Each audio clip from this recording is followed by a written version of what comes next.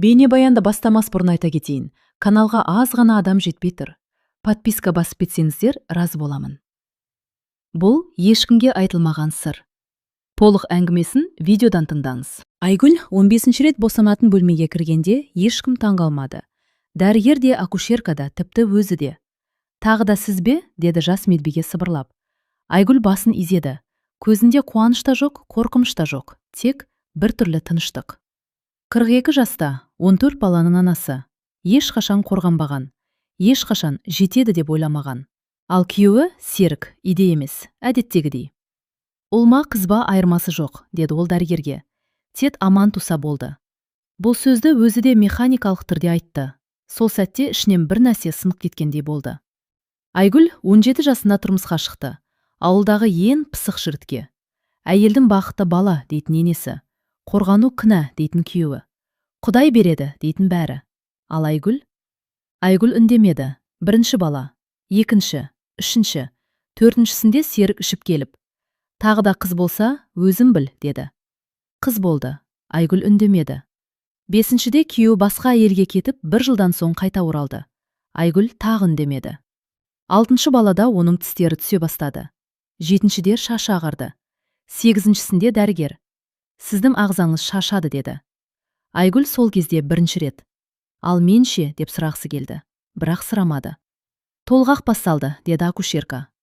Айгүл көзін жұмды. Осы сәтте бір ой ғана келді. Мен бұл баланы көтеріп жүріп, бір ретте мен не қалаймын деп сұрамаппын ғой. Айқай, қан, тер. Тағы бір рет, деді дәрігер. Айгүл бар күшін жинады. Сол сәтте есіне ең үлкен ұлы Нұрсұлтан түсті. 18-де, иден кеткен. Анашым, мен қайтып келмеймін деген. Есіне 12-ші қызы түсті. Мектепке бармай қалған. Өйткені үйде бала қарау керек. Есіне өзі түсті. Жас кезіндегі арманы медбике болу. Туды, деді біреу. Бала жылады. Бірақ Айгүл жыламады. Қыз, деді дәрігер. Айгүл көзін ашты. Сол сәтте ол бәрін түсінді. Бұл бала соңғысы. Тек денесі емес, жаны да бұдан әрі көтер алмайтынын түсінді. Маған баланы беріңізші, деді ол жай ғана. Қолына кішкентай қызды алған сәтте Айгүлдің жүрегі шым ете қалды. Сен үшін мен басқаша өмір сүремін. Сол кезде есіктің сыртында Серіктің дауысы естілді. Тағы туды ма? Айгүл алғаш рет оның дауысын естіп, ештеңе сезбеді. Тек бір шешім бар еді. Бұл бала тағдырды қайталамауы керек. Айгүл перзентханадан шыққанда қолында 15-ші баласы, кішкентай Айсәуле ғана емес, ішінде бұрын болмаған бір қатал шешім бар еді. Серіктің қолында гүл де жоқ, көңіл де жоқ. Тағы да қыз ба, деді ол суық қана. Бітпейді екенсің. Айгүл үндемеді, бірақ бұрынғыдай төмен қарамады. Ескі үй, қабырғасы жарылған. Еденде балалардың аяқ киімі шашылып жатыр. Үйде 14 бала. Бірі жылайды, бірі күледі, бірі ұрсады. Ана, жейтін ештеңе жоқ, деді 11-ші ұлы. Айгүл сөмкесін қойды. Айсәулені бесікке бөлеп жатып, қолы дірілдеді. Бүгін бәрім тыңдайсыңдар, деді ол. Балалар алғаш рет аналарының дауысын басқаша естіді. Мен ауырып жүрмін. Мен шаршадым. Мен де адаммын. Үй ішін үнсіздік басты. Ертеңнен бастап мектепке бармай қалғандар қайта барады, деді Айгүл. Үлкендер үй шаруасын бөліп істейді. Ал кішілер менің арқамда ғана өмір сүрмейді. Серіктің қабағы түйілді. Сен не айтып тұрсың? Әйелдің міндеті бала табу мен қарау. Айгүл оған тік қарады. Мен міндет емес, адаммын, деді. Бұл сөз үйдің ішін жарғандай болды. Кешке қарай есік ашылды, енесі Зүбайда апа. Ел не дейді, Айгүл, деді ол кіре сала. 15 бала туып, әлі де еркелеп отырсың ба? Айгүл баяу орнынан тұрды. Ел мені асырамай жатыр, деді ол. Ел түнде менің орныма ауырмайды. Ел балаларымды аш қалдырмайды. Зүбайда апа сәл тосылды. Қорғану күнә, деді ол баяу. Айгүл бірінші рет. Ал менің өмірімше, деп сұрады. Енесі жауап таба алмады. Түнде Айгүл ұйықтай алмады. Айсәуле тыныш қана дем алып жатыр. Сол сәтте үлкен қызы Мадина келді. Анашым, деді ол сыбырлап. Мен енді бала қарағым келмейді. Мен оқығым келеді. Айгүлдің көзіне жас келді. Мен сендерге қарыздармын, деді ол. Бірақ мен бәрін түзетемін. Мадина жылады. Бұл бақыттан туған жас еді. Ертеңінде Серік жұмысқа бармады. Ол дастархан басында отырды да: «Мен саған бір шарт қоямын», деді. «Тағы бір бала туса, жақсы. Тумаса, өзім біл». Айгүл баласын қолына алды.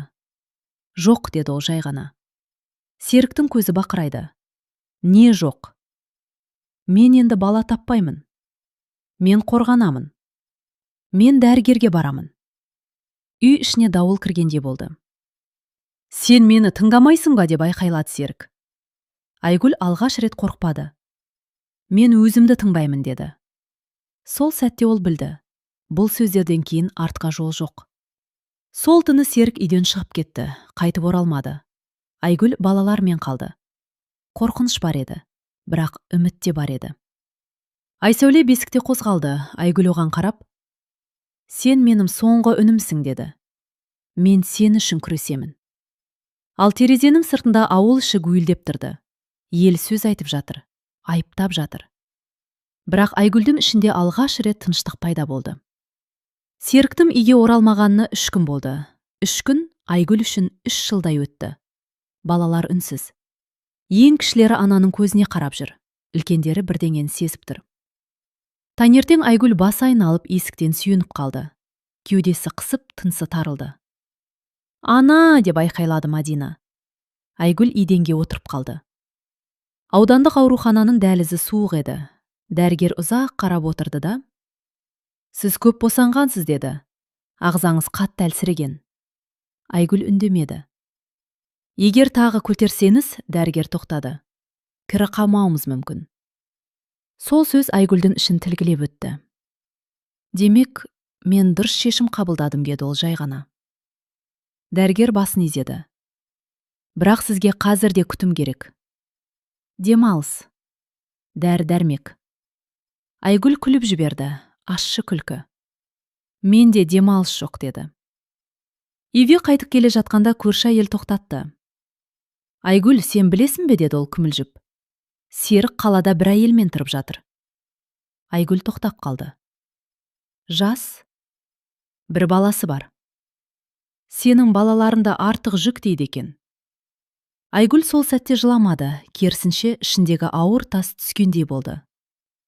«Демек, бәрі түсінікті», деді ол. Кешке қарай есік қағылды. Есікте Нұрсұлтан, 3 жыл бұрын кеткен ұлы. «Ана», деді ол. Айгүл сөз айта алмады, тек құшақтады. «Әкең» деп бастады Нұрсұлтан. «Мен бәрін білемін». Айгүл көзін төмен салды. «Мен кетіп қалғаныма өкінем», деді ол. «Мен сені жалғыз қалдырдым». Айгүл оны бетінен сипады. «Сен тірі болсаң болды», деді. Түн ортасында Серік келді. Есінен бәрі белгілі. «Неге дәрігерге бардың?» деді ол айқайлап. «Кім рұқсат берді?» Нұрсұлтан алға шықты. «Анамның денесі сенің меншігің емес», деді ол. Серіктің көзі қан талап кетті. «Сен кім болып кеттің?» «Ұлыңмын. Бірақ сендей болғың келмейді». Айгүл алғаш рет баласының артында тұрғанын көрді. Сол түні Айгүл ұйықтай алмады. Дәрігердің сөзі, Серіктің опасыздығы, балалардың көз жасы. Таңға жақын ол орнынан тұрды, құжаттарды жинады. «Біз кетеміз», деді ол балаларға. «Қайда?» деді Мадина. «Қалаға. Жаңа өмір бастауға». Балалар бір-біріне қарады. Қорқыныш бар, бірақ үміт те бар. Айгүл Айсәулені көтеріп алды. «Сен үшін ғана емес», деді ол сыбырлап, «өзім үшін де». Ал терезеден қара бұлт үйіріліп келе жатты. Бұл дауылдың алдындағы тыныштық еді. Айгүл және балалар қалаға келген кезде бәрі бірден жеңіл болмаған. Көше сырықтай тар, ғимараттар күңгірт, ал адамдар бетінде жылылық жоқ. Бұл ауылдағы тыныштықтан айырылған жаңа өмірдің бірінші соққысы еді. Айгүл бір бөлмелі пәтерді жалға алды. Үлкен бөлме жоқ, тек кішкентай бір ас бөлмесі мен бір жатын бөлме. Балалар бір-бірімен ұрсып, кішкентай Айсәуле әлі қорқып жүрді. Айгүл балаларына қарап: «Біз енді бәрін бірге бастаймыз», деді. «Кімде-кім қателессе де бір-бірімізді қолдаймыз». Бірақ жүрегінің түбінде қорқыныш бар еді. «Біз шыдай аламыз ба?» деп ойлады ол. Келесі күні Айгүл балаларды мектепке апарды. 14 бала үшін бірдей орын табу мүмкін болмады. Мектептегі мұғалімдер таң қалды. «Сіз барлық балаларды жалғыз көтеріп жүрсіз бе?» деді бірі. «Иә», деді Айгүл. «Біз жаңа өмірді бастауға келдік». Балалардың кейбірі үнсіз, кейбірі ашулы болды. Олар ауылдағы өмірді сағынды. Үлкен ұл Нұрсұлтан ағайындары мен ауылдағы достарын еске алды. Мектепке түсу қиындықтың бастамасы ғана еді. Пәтерге оралғанда Айгүл шоттарды қарап отырып шошыды. Жалдау ақысы, коммуналка, азық-түлік, бәрі. Ол 5 балаға жеткілікті табыс жоқ. Бізге қалай жетеді, деді Мадина. Қалай күн көресіз? Айгүл сәл ойланып, содан кейін шешім қабылдады. Мен жұмыс табамын, деді ол. Ал сендер үй шаруасын бөлесіңдер. Серіктің қолдауы жоқ, ауылдағы дос жаранда алыс. Бәрі тек өз қолында еді. Айгүл супермаркетте кассир болып жұмысқа орналасты. Бастапқыда бәрі қиын болды. Аяқтары сынып барады, басы айналады, бірақ ол тоқтаған жоқ. Балалар мектептен келіп үйде үйренуге тырысты. Кішкентай Айсәуле әлі өз бөлмесіне бейімделмеген, үнемі жылап жүреді. Ана, мен шаршадым, деді Мадина бір кеште. Менің күшім жетпейді. Айгүл онымен құшақтасып, біз бірге бәрін жеңеміз, деді. Сен жалғыз емессің. Бір аптадан кейін Серік қаладан табылды. Ол балаларға келді. Бірақ оның көзінде мейірім жоқ. Тек қарапайым ашу мен үмітсіздік бар. Бұл қалай, деді ол. Сендер қалаға көшкенсіңдер? Барлығы менсіз мүмкін бе? Айгүл тік қарады. Мен енді сен үшін өмір сүрмеймін, деді. Біз өз жолымызды таңдаймыз. Серіктің ашуы үй ішін дүр сілкіндірді. Бірнеше күннен кейін ол қайта оралмай кетті. Бірақ қаладан шықпай қадағалай бастады. Бұл Айгүл мен балаларға жаңа қауіп әкелді. Түнде Айгүл ұйықтамай Айсәулені қолына алып отырды. Кішкентай қыз тыныш демалып жатыр. Айгүл ойлады. Мен барлық балаларды қорғауым керек. Бірақ кейде өзінің де қорғаным жоқ. Сол түні ол шешім қабылдады. Бала өмірін ғана емес, өз өмірінде басқаратын боламын. Ал сыртта қала көшелері суық, тұман, жаңа сынаққа дайын тұр. Қалаға келгенімізге 1 айға жоқ болды. Балалар біртіндеп мектепте бейімделді. Бірақ өмір ауыр еді. Үлкен ұл Нұрсұлтан кейде кешкілік үйге келмей, қала көшелерінде адасып жүрді. Мадина мектептен кейін үй шаруасын алып, кішілерге қараса да көзінен шаршау кетпейтін. Айгүл әр күн сайын өзіне жаңа сынақ қоятындығын сезді.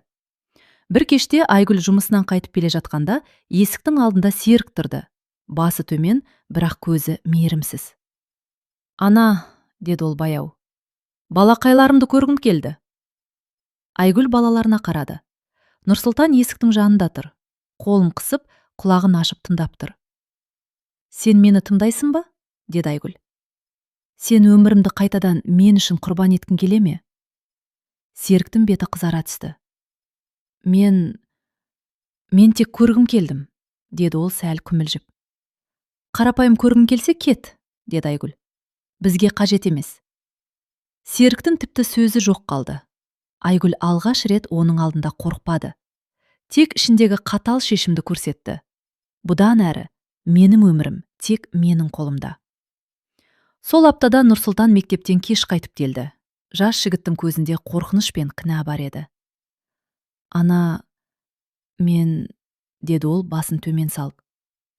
Мен қаланың дұрыс емес адамына жақындадым. Ақша үшін мен біреуге сеніп бәрін бұздым.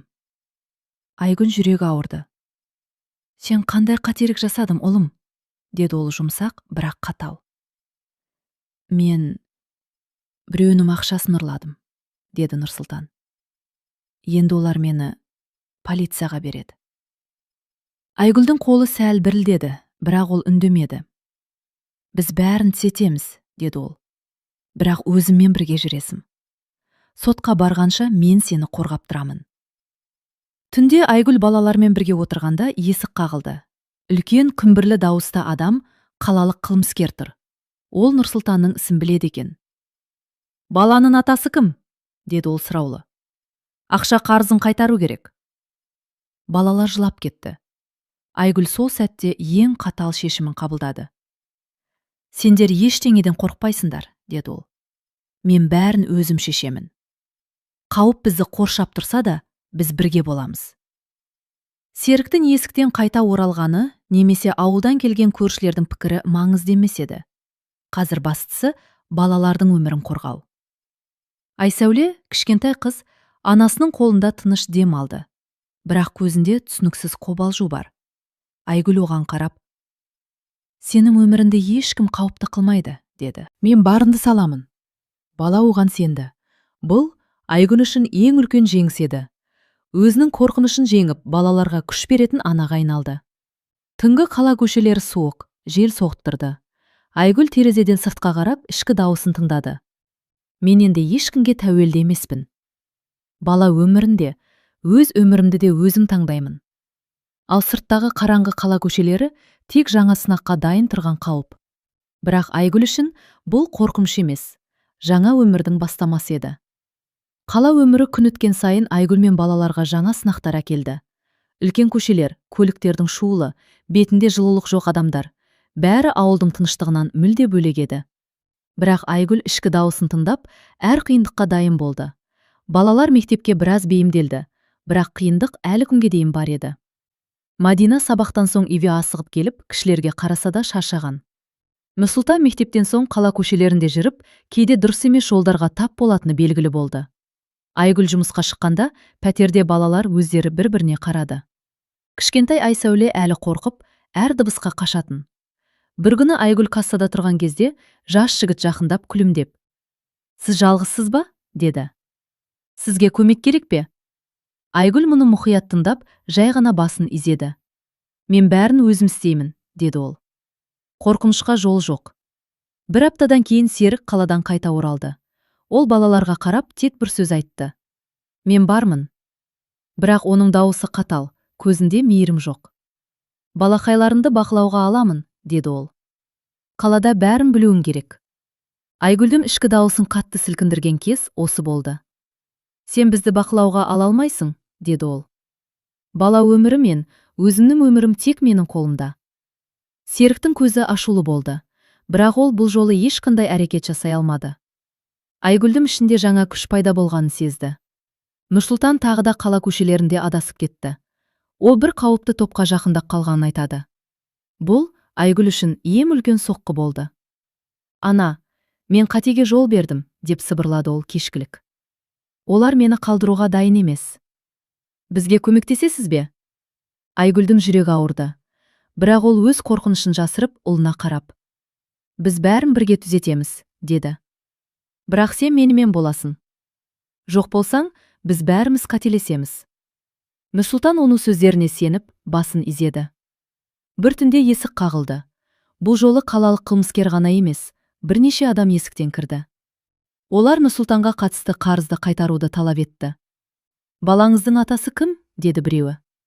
«Ақша қарызын қайтарыңыз». Балалар жылап кетті. Айгүл ішкі қатал шешімін қабылдады. «Мен бәрін өзім шешемін», деді ол қатал. «Балаларға ештеңе болмайды». Айгүл сыртқа шығып, есікті жаба салды. Қараңғы көшеде адам көп емес еді, бірақ бір сәттік тыныштық оны ішкі күшпен толтырды. Бұл жаңа өмірдің нақты сынағы еді. Келесі күні балалар арасында кішкене даулар басталды. Кімде-кім шаршап, ашуланып жатыр еді. Мадина мен Нұрсұлтан кейде өзара ұрсып, кішілерге қарамай қалатын. Айгүл оларды жинап, қатал дауыспен, «Біз отбасымыз. Бәріміз бірге болсақ қана жеңеміз», деді. Балалар үндемеді, тек оның көздеріне қарап, алғашқы рет ананың шын күшін сезді. Кішкентай Айсәуле әлі қорқып тұрды, бірақ анасының мейірімі мен сөздері оны тыныштандырды. Айгүл оны қолына алып, «Сен қорықпайсың, Айсәуле», деді сыбырлап. «Біз бірге.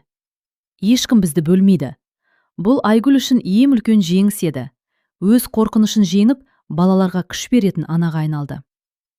Қаладағы өмір бір айға жоқ жалғасқаннан кейін, Айгүл мен балалар біртіндеп қалыпқа келе бастады. Бірақ қаланың қаталдығы мен сестіктің қайтадан қауіп төндіруі тыныштық бермеді. Әр күн жаңа сынақ, әр түн жаңа қорқыныш. Нұрсұлтан мектептен үйде келгенде бір түрлі тыныштық болды. Ол кешкілік сабақтан кейін қала кітапханасына барып, өзіне жаңа мақсат қойған екен. «Ана, мен бүгін алғашқы қадамымды жасадым», деді ол қуанышпен. «Мен қарызымды өтедім. Және өзімнің алғашқы ақша табу жолымды бастадым». Айгүл оның қолын қысып, «Мен сенің ішкі күшіңді сездім», деді. «Енді сен өзіне сенесің. Бәріміз біргеміз, ұлым». Бұл Айгүл үшін ең үлкен жеңіс болды. Ұлы өзінің қателігін түсініп, оны түзетуге әрекет жасап жатты. Бұл жаңа өмірдің бастамасы. Бір түнде серік қайтадан есіктің алдына келді. Бірақ бұл жолы ол тек бақылау үшін емес, балаларды қалдыруға қорқыныш тудыру үшін келді. Айгүл, деді ол баяу, бірақ қатал. Сен менсіз ештеңе жасай алмайсың. Балақайларым мені тыңдауы керек. Айгүл терезеден сыртқа қарап, ішкі дауысын тыңдады. Ол бір сәт ойланып, содан кейін қатал дауыспен: Сен ештеңе жасай алмайсың, деді. Біз өзіміздің өмірімізді таңдаймыз. Бала өмірінде, өз өмірімізді де тек өзіміз басқарамыз. Серіктің ашуы қаланың қараңғы көшелерінде көрініс тапты. Бірақ Айгүлдің жаңа ішкі күші оны тоқтата алмады. Бұл соңғы қарсы тұру еді. Балалар бір-біріне қарап, алғаш рет нағыз отбасылық күшті сезді. Мадина мен Нұрсұлтан бірге кішілерге қарап: Біз біргеміз, деді Мадина. Ешкім бізді бөлмейді. Кішкентай Айсәуле анасының қолында тыныш дем алды. Айгүл оған қарап: Біз қорықпаймыз, деді сыбырлап. Біз бірге. Балалар оның сөздеріне сеніп, қорқыныштарын жеңді. Бұл Айгүл үшін ең үлкен жеңіс еді. Келесі күні Айгүл жаңа жоспар жасады. Қаланың шулы көшесінде балалармен бірге отырып, олар үшін жаңа өмір жолын салуға шешім қабылдады. Біз тек аман қалу үшін емес, деді Айгүл. Біз өмір сүру үшін күресеміз. Әрқайсымызға өзіміздің болашағымыз бар. Балалар бір-біріне қарап, алғаш рет толық сенім білдірді. Бұл жаңа бастаманың алғашқы күні еді. Күн батқанда Айгүл қала шулы көшелеріне қарап: Мен қорықпаймын, деді. Біз өзіміздің өмірімізді жасаймыз. Менің соңғы шешімім бәрін қорғау және өмірімізді өз қолымызға алу. Түнгі қала көшелері тыныш көрінді. Бірақ ішкі дауыс, ішкі күш жаңа өмірге дайын екендігін білдірді. Айгүл мен балалар алғашқы жиынысын атап жаңа жолға шықты. Бірақ бұл тек бастама ғана еді. Қаладағы алғашқы жеңістерден кейін Айгүл мен балалар біртіндеп тұрақтылыққа бейімделді. Бірақ ішкі тыныштық тек уақытша. Серіктің қайта әрекет етуі, қаланың қаталдығы, өздерінің жеке сын-қатерлері бәрі артта қалмаған еді. Бір түнде көше жарықсыз, тыныш болғанда есіктің алдынан Серік шықты. Бұл жолы оның дауысы бұрынғыдай емес еді. Айгүл, деді ол сыбырлап, бірақ қатал. Мен бәрін қайтадан алғым келеді. Сен мені тыңдамағаным үшін бәрін жоғалтасың. Айгүл терезеден сыртқа қарап, ішкі дауысын тыңдады. Қанша қорқыныш болса да, бұл жолы ол ешқашан шағылыспайды деп шешкен еді. Серіктің алдында тұрған кезде ол бұрынғыдан да қатал болды. Сен бізді ешқашан бөлмейсің, деді ол, мейірім мен қаталдық аралас дауысымен. Бұл бала өмірі мен біздің болашағымыз. Сен тек өткеннің көлеңкесісің, ал біз жаңа өмірге жол іздейміз. Серіктің беті қызара түсті. Бірақ бұл жолы ол ешқандай әрекет жасай алмады. Айгүлдің ішкі күші, қорқынышын жеңген батылдығы оны тоқтатты. Балалар бір-біріне қарап, алғаш рет нағыз бірлікті сезді. Мадина мен Нұрсұлтан бірге кішілерге қарап: Біз біргеміз, деді Мадина. Ешкім бізді бөлмейді. Кішкентай Айсәуле анасының қолында тыныш дем алды. Айгүл оған қарап: Біз қорықпаймыз, Айсәуле, деді сыбырлап. Біз бірге. Бұл Айгүл үшін ең үлкен жеңіс еді. Өз қорқынышын жеңіп, балаларға күш беретін анаға айналды. Күн батқанда Айгүл қала көшелеріне қарап: Мен қорықпаймын, деді. Біз өзіміздің өмірімізді жасаймыз. Менің соңғы шешімім бәрін қорғау және жаңа өмірге шығу. Айгүл ішкі дауысын тыңдап, бар күшін жинады. Серіктің соңғы әрекетіне қарсы тұрып, қалада жаңа өмір бастаған сәт оның толық трансформациясы еді. Таңғы шуақ кіргенде Айгүл балаларына қарап: Бүгіннен бастап біз тек аман қалу үшін емес, өзіміз үшін өмір сүреміз, деді. Біз өзіміздің тағдырымызды таңдаймыз. Балалар бір-біріне қарап, толық сенім білді. Бұл олардың жаңа өмірінің алғашқы күні еді. Қала көшелері әлі де суық, бірақ Айгүл үшін бұл енді қорқыныш емес. Бұл сынақ, өсу, жеңіс. 15 бала туып, қанша қиындық көрсе де, Айгүл ішкі күшін тауып, өз өмірін өз қолына алды. Балалар анасының күшінен үлгі алып, жаңа өмірге дайын болды. Айгүл қолындағы кішкентай Айсәулеге қарап: Сен соңғы үнім, деді. Ал мен үшін бұл жаңа бастама. Біз бәрін жеңеміз, бәріміз бірге боламыз. Сол сәтте ол білді, өмір тек қорқынышпен емес, батылдықпен және сүйіспеншілікпен өрбиді. Қаладағы терезеден қараған кезде күн батып бара жатқанын көрді. Ал ішкі тыныштық бұл жаңа өмірдің алғашқы тынысы еді.